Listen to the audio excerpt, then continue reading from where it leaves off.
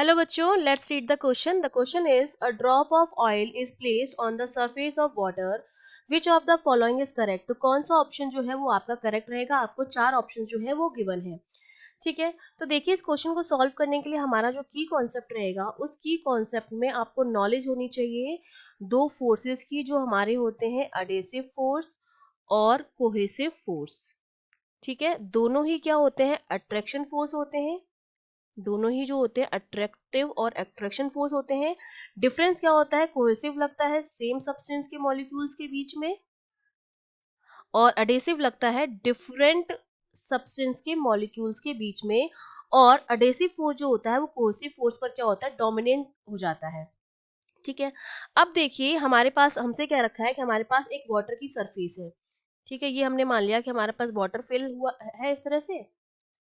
ठीक है, और यहाँ पर एक सरफेस जो है वाटर की कुछ इस तरह से है. ठीक है, यहाँ पर एक सरफेस, ये वाटर की सरफेस है, लेयर है ऊपर वाली, और इस पर हमें पता है कि सरफेस टेंशन लग रहा होगा क्योंकि हम जानते हैं कि वाटर के जो जैसे यहाँ पर जो मॉलिक्यूल है उस पर चारों डायरेक्शन में लगता है, हर डायरेक्शन में लगता है कोहेसिव फोर्स. तो नेट फोर्स क्या होता है? इस पर 0 हो जाता है.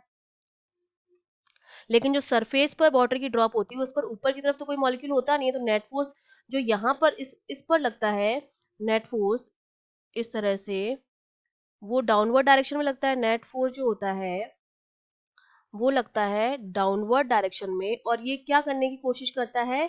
ये सरफेस को कम करने की कोशिश करता है. सरफेस एरिया जो है उसको डिक्रीज करने की कोशिश करता है, जिसकी वजह से जो सरफेस होती है वाटर की वो एक स्ट्रेच मेम्ब्रेन की तरह बिहेव करने लग जाती है, और इसी डाउनवर्ड फोर्स को हम क्या कहते हैं? सरफेस टेंशन भी कहते हैं. ठीक है, अब हमने क्या किया? इस पर एक ड्रॉप डाल दी, ऑयल की एक ड्रॉप डाल दी.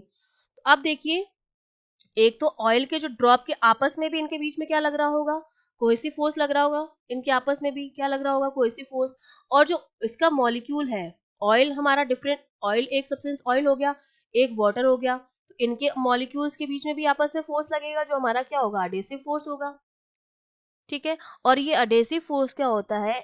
डोमिनेंट हो जाता है, जिस और जो क्या करने की कोशिश करता है? इस ऑयल ड्रॉप को डिस्टॉर्ट करने की कोशिश करता है और चाहता है कि ये मैक्सिमम सरफेस एरिया जो है वो कवर करे, मैक्सिमम एरिया जो है वो कवर करे और स्टेबल हो जाए, है ना. तो इसकी वजह से क्या होता है? ये जो ड्रॉप होती है वो कुछ इस तरह से इस वाटर सरफेस के ऊपर क्या होती है?